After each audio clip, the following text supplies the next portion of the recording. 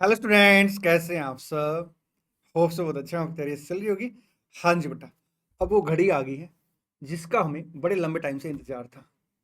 देखिए, बच्चे बोलेंगे सर ले लो मजे, हमारे तो एग्जाम आ गए हैं। बेटा एक बात बताओ, इतने टाइम से आप जो मेहनत कर रहे थे वो किस लिए कर रहे थे? इन एग्जाम के लिए कर रहे थे ना। अब वो आ गए हैं। बस आपने क्या करना है, अपना जो बचाव टाइम है इसे अच्छे से यूटिलाइज करना है, प्रॉपर नींद लेनी है।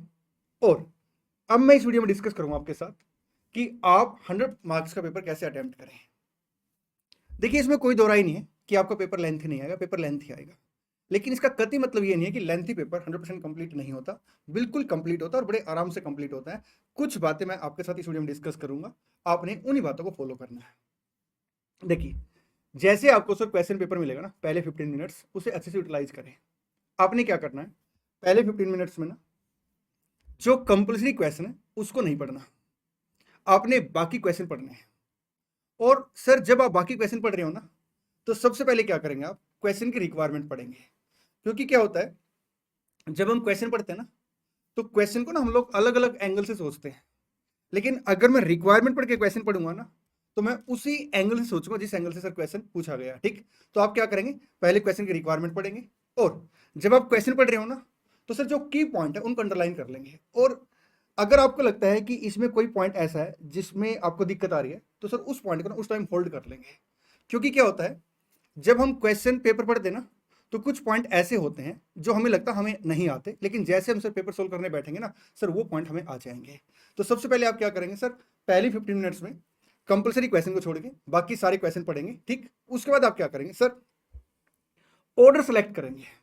सर एक बात बताइए, जो एमसीक्यू है, आपका केस सिनेरियो है, क्या हमें वो 15 मिनट्स में पढ़ने चाहिए नहीं पढ़ने चाहिए? देखिए बेटा, जहां तक मेरे को आइडिया है, आपके जो एमसीक्यू या केस सिनेरियो है ना, आपको वो 15 मिनट्स पहले नहीं मिलते। और अगर मिलते भी होंगे तो भी आपने उनको रीड नहीं करना है। ठीक, आप पहले क्या करेंगे, कंपलसरी क्वेश्चन को छोड़ के, अगर एमसीक्यू केस सिनेरियो आपको मिल जाते हैं उसको भी छोड़ के सर बाकी क्वेश्चन पढ़ेंगे। और उसमें सर ऑर्डर सेलेक्ट करेंगे कौन सा क्वेश्चन आपको पहले करना है। जब आप ऑर्डर सेलेक्ट करेंगे ना, तो मेक श्योर कि जो छोटे क्वेश्चन है उनको आप पहले करें। सर एक बात बताओ, जैसे हम पेपर लिखना स्टार्ट करेंगे तो पहले हम एमसीक्यू करें, केस सिनेरियो करें, या हमें छोटे क्वेश्चन पहले करने चाहिए? देखिए बेटा, जो एमसीक्यू और केस सिनेरियो ना, उसमें ना हम बड़ी एक्सपेक्टेशन लेके चलते हैं। हमारा टारगेट होता है 30 मार्क्स का। ठीक, और अगर बाई चांस सर कोई ऐसा केस सिनेरियो आ गया जिसमें हमें दिक्कत लग रही है, तो सर हमारा ना कॉन्फिडेंस लूज हो जाएगा। इसलिए हमें बेसिकली क्या करना है, सबसे पहले छोटे क्वेश्चन करेंगे। देखिए, पेपर कैसा भी आए, आसान आए टफ आए, 30-40 मार्क्स का पेपर एवरेज होता है, बिलो एवरेज होता है। और जो आप ना सिलेक्शन करेंगे ना क्वेश्चनों का, वो इस बेस पे करेंगे कि पहले 1 आवर के अंदर ना आपके सर छोटे क्वेश्चन ऑलमोस्ट कंप्लीट हो जाएं। सर छोटे क्वेश्चन में भी क्राइटेरिया क्या रखेंगे, जैसे मान लो एक क्वेश्चन 4 मार्क्स का है और एक क्वेश्चन 8 मार्क्स का है। 4 मार्क्स वाले में आपको लग रहा है 6 मिनट लगेंगे, और 8 मार्क्स वाले में लग रहा है आपको कि 9-10 मिनट्स लगेंगी। तो फिर 8 मार्क्स वाला आपने क्वेश्चन पहले करना। ठीक, मतलब जिसमें टाइम कम लगे और स्कोर अच्छा हो सर, उसको आप पहले करेंगे। अब आपने अप्रोच क्या फॉलो करनी है, सबसे पहले छोटे क्वेश्चन करेंगे, उसके बाद सर आप एमसीक्यू करेंगे, उसके बाद सर आप केस सिनेरियो करेंगे। ठीक जी सर, मतलब ऐसा नहीं कि आप केस सिनेरियो को लास्ट में लेके जाएंगे, नहीं, पहले छोटे क्वेश्चन करेंगे। जब आपका 30 मार्क्स के आसपास का पेपर हो जाए ना, उसके बाद केस सिनेरियो उठा लो, एमसीक्यू उठा लो। केस सिनेरियो और एमसीक्यू में पहले एमसीक्यू और फिर केस सिनेरियो, क्योंकि तब तक सर आपकी ना स्पीड बन चुकी होगी और आप ना केस सिनेरियो को फास्ट कर लेंगे। ठीक, जब आप केस सिनेरियो को सर हैंडल करें तो आपने कैसे हैंडल करना है, सबसे पहले सर केस सिनेरियो की रिक्वायरमेंट पढ़नी है। मैं आपको बता दूं, केस सिनेरियो में ना सर बड़े सारे ऐसे पॉइंट भी हो सकते हैं जिनके रिगार्ड में क्वेश्चन में एमसीक्यू पूछे नहीं जाएंगे।